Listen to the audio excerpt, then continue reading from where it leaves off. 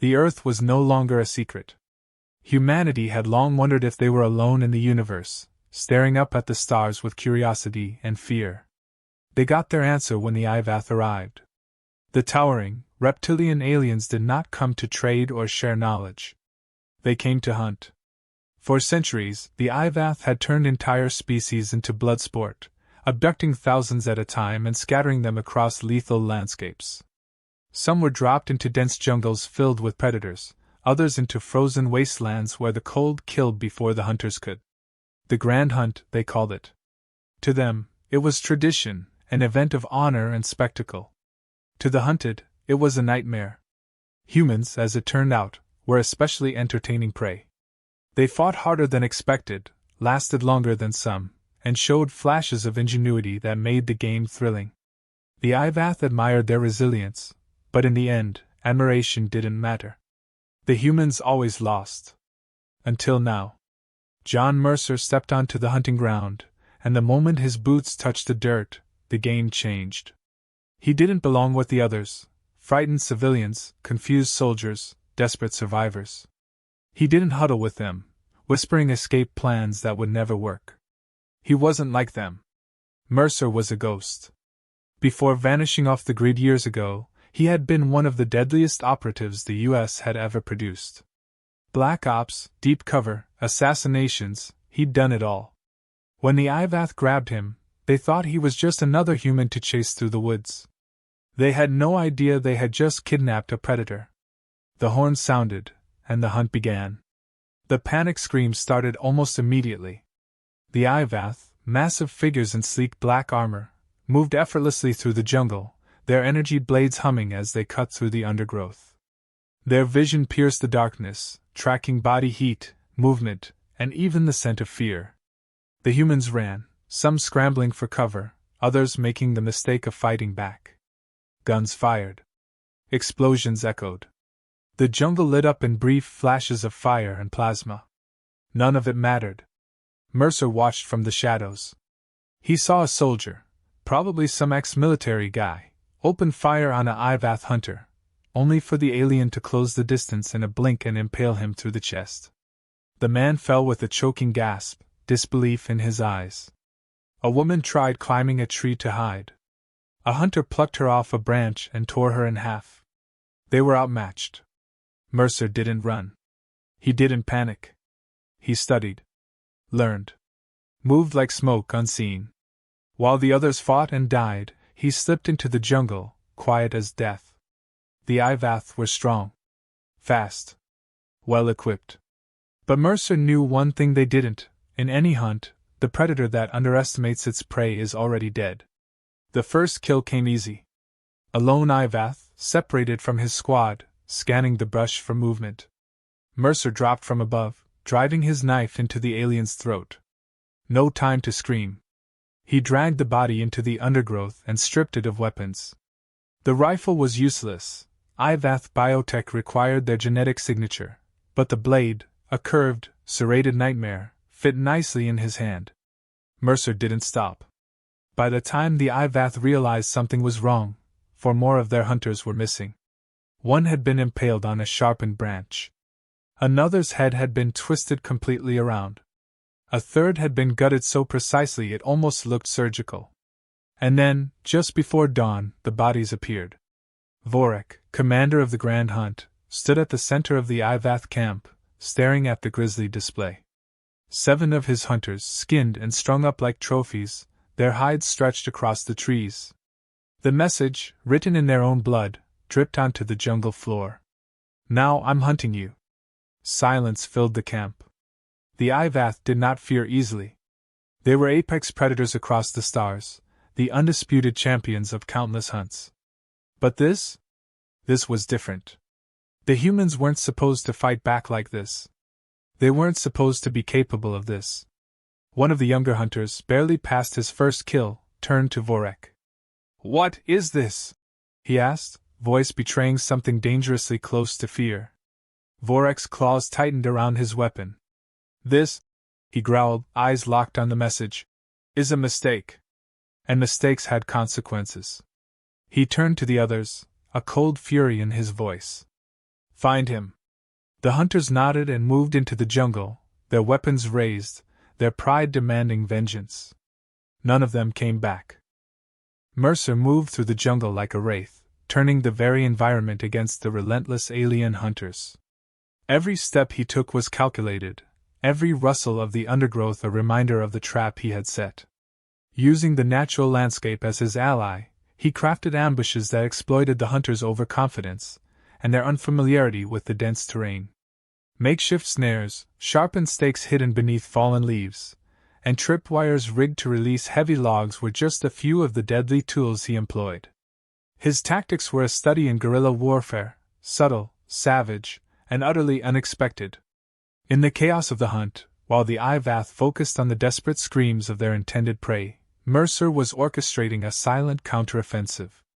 He lured them into narrow passes where their superior speed was negated by the claustrophobic confines, and he scattered them into isolated pockets where their numbers meant nothing. His relentless pursuit transformed the hunt into a brutal game of cat and mouse, and the jungle itself seemed to breathe with the rhythm of his ambushes. Every trap sprung was a message. The prey had become the predator, and the blood of the hunters was the price of underestimating a determined human spirit. As night fell, Mercer's strategy evolved. The cover of darkness became his greatest weapon. Using the dim light of distant stars and the eerie glow of bioluminescent plants, he moved unseen, his presence betrayed only by the faintest whisper of movement. He staged quick, precise strikes, disabling a scout here, intercepting a patrol there, each encounter meticulously planned to sow discord among the alien ranks. His actions were a masterclass in guerrilla tactics. He dismantled the hunters' formations and instilled panic where there had once been unyielding confidence. Every ambush chipped away at their morale until even the bravest among them began to second-guess their purpose. The jungle was no longer just a backdrop for their hunt, it had become an active participant in Mercer's insurgency, its every shadow a potential hiding place for the man who was rewriting the rules of engagement. The relentless pressure of his attacks ensured that no iath could relax, their every step haunted by the possibility of sudden, brutal retribution. In this constant state of tension, the hunters were not just fighting for their lives, but for their very sense of invincibility. Even as Mercer's calculated sabotage escalated, his method of punishing the hunters grew ever more personal and macabre. He became known not just as a formidable tactician, but as a specter of retribution, an entity who left behind a trail of grisly trophies that served as a testament to his ruthless precision. One by one, the iath fell victim to his relentless strikes, and his reputation among them grew with each horrifying display. In the dead of night, when the predators of the hunt would normally regroup and plan their next assault, they instead found chilling evidence of Mercer's handiwork. Severed heads and meticulously arranged body parts were left as silent warnings. It wasn't enough to simply kill, he had to make each act a spectacle, a message that their invulnerability was an illusion. His method of selection was surgical, swift, cold, and deliberate. The message was clear: every hunter was a target, and every fallen foe was a testament to the futility of their arrogance. With each calculated strike, he dismantled not only their physical strength but also the psychological warfare they had so carefully built over centuries. Their voices, once full of unshakable pride, now trembled with dread every time the jungle echoed with the soft, deliberate footsteps of a man they had underestimated. Mercer's audacity soon forced the iath leadership into drastic action. In a desperate bid to regain control over their spiraling hunt, the alien command declared a bounty on his head. The reward was substantial, an entire ship granted to any hunter who managed to slay the elusive human. Yet, for Mercer, the bounty was both a challenge and an invitation. He welcomed the pursuit. Rather than hiding in the shadows of guilt or fear, he thrived on the challenge, knowing that each new bounty seeker meant another opportunity to push his own limits. The aliens, blinded by their hubris, failed to see that Mercer's every move was calculated to drive them into a trap of their own making. Every bounty claim they pursued only deepened the mystery of his strategy, and every failed attempt added to the legend of the man who turned the tables on an entire species. Mercer's response was silent but deadly, a promise that for every bounty placed upon him, There would be an equal and terrible reckoning for those who came after. The tables had indeed turned, and now the once invincible hunters were forced to confront the reality that in this twisted game, the prize was not survival, but the endless cycle of retribution that he had so meticulously engineered. The iath knew they had underestimated Mercer. What should have been a routine slaughter had turned into something worse than failure. It had become a legend in the making. Their numbers were thinning, their confidence breaking. The hunters had become the hunted, and the realization burned their pride. Desperation bred strategy. The iath set a trap, deploying an overwhelming force to the last known area where Mercer had struck. It wasn't subtle. A full battalion of hunters moved in, using heat scanners, motion detectors, and aerial drones to lock down the jungle. The perimeter was tight, escape was impossible, and this time, they weren't coming as hunters. They were coming as exterminators. But Mercer saw it coming. From the moment he spotted the first drone overhead, he knew they were closing in. That was fine. He had no intention of running. Instead, he transformed the battlefield into a nightmare. The iath advanced, methodically tightening their formation, expecting to flush him out. They didn't realize that every step they took, every tree they passed, every vine they brushed against, everything had been set up to kill them. The first explosion was small, just a tripwire detonated gas charge that turned the air into a burning haze. The second blast took down 3 hunters, their armor shredded by shrapnel made from scavenged alien weapons. Panic rippled through the ranks. Then came the spike pits. The deadfalls. The rope snares that yanked hunters into the trees, leaving them hanging like grotesque decorations. The jungle wasn't just a battleground anymore, it was Mercer's personal execution chamber. When the iath tried to regroup, they found their own weapons sabotaged. Rifles overloaded and exploded in their hands. Thermal vision flickered with static. Communicators screamed with garbled human whispers. Some started firing at shadows. Others abandoned protocol and fled in blind terror. The fear set in deep. The strongest of the hunters had never known what it meant to feel powerless. They had spent their entire existence at the top of the food chain. Mercer was changing that. He wasn't just killing them, he was dismantling them, piece by piece. It started with the bodies. The first was left in the center of a clearing, its chest cavity split open with surgical precision. Another was found nailed to a tree, its own energy blade buried in its skull. Each night more appeared. Some had their helmets removed, their faces frozen in expressions of sheer terror. Others had their hands severed and placed in unnatural positions, as if they had died clawing at something unseen. And the worst part? The iath never saw him. They heard his footsteps, just for a second, before one of their own vanished. They caught glimpses of a shadow slipping through the trees. They heard breathing on their comms, his breathing, slow, controlled, patient. They were being hunted, not by a man, but by a legend. It was more than they could take.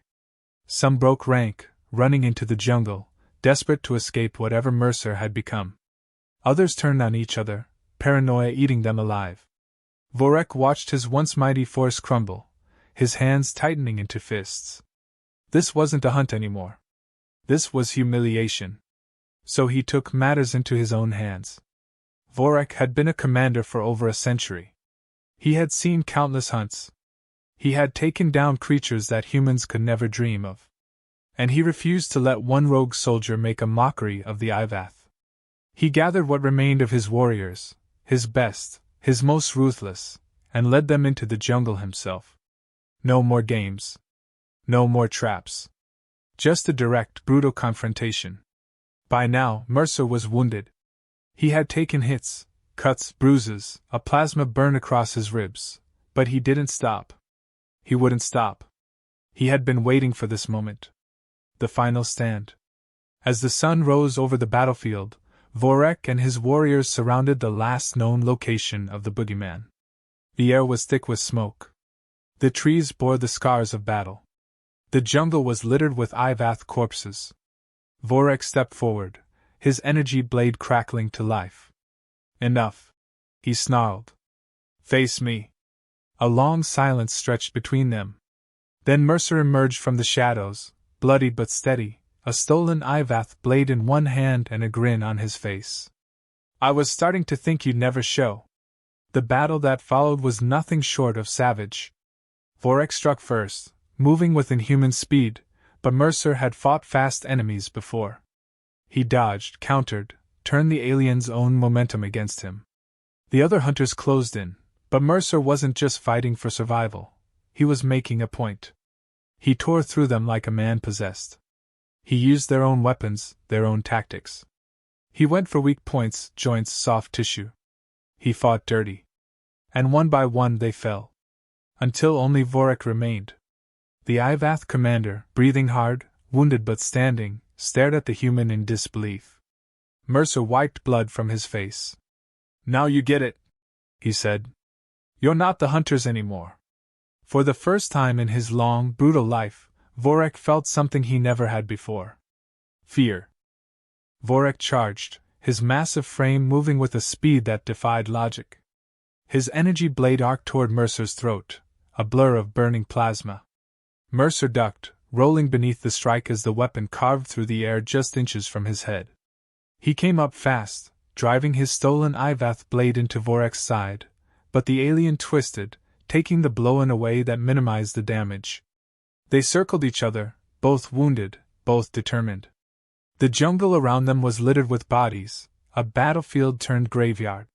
Smoke curled through the trees, and the scent of scorched earth mixed with blood. This was no longer a fight between hunter and prey. This was war. Vorak struck again, and Mercer barely parried in time. The force of the blows sent him stumbling back, his muscles screaming in protest. His body was battered, exhaustion creeping in at the edges of his vision, but he refused to slow down. Pain was a secondary concern. Stopping was not an option. He shifted his grip and feinted left before lunging right, his blade sinking into Vorak's thigh. The iath roared, lashing out with a clawed hand catching Mercer across the ribs. The impact sent him flying, his back slamming against a tree. For a second, the world blurred.